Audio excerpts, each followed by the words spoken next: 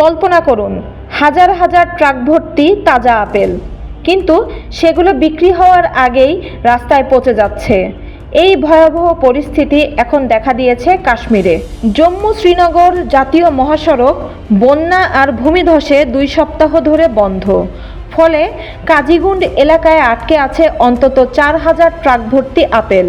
কোটি কোটি রুপির এই ফল রাস্তায় নষ্ট হয়ে যাচ্ছে।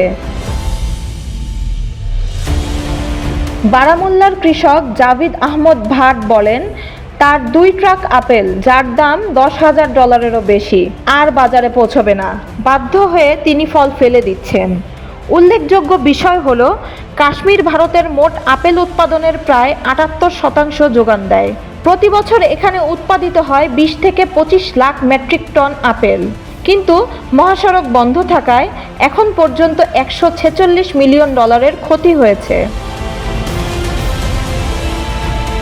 ক্ষুব্ধ কৃষকরা বাজার বন্ধ রেখে বিক্ষোভ করেছেন। তাদের অভিযোগ, সরকার সময়মতো ব্যবস্থা নিলে এত বড় বিপর্যয় ঘটত না। অন্যদিকে কেন্দ্রীয় মন্ত্রীরা দাবি করছেন কাজ চলছে দিনরাত, কিন্তু ট্রাক চালকরা বলছেন বাস্তবে কোনো অগ্রগতি নেই। কাজিগুন্ডে আটকে থাকা এক ট্রাক চালক শবির আহমদ বলেন, 20 দিন ধরে আমরা এখানে বসে আছি।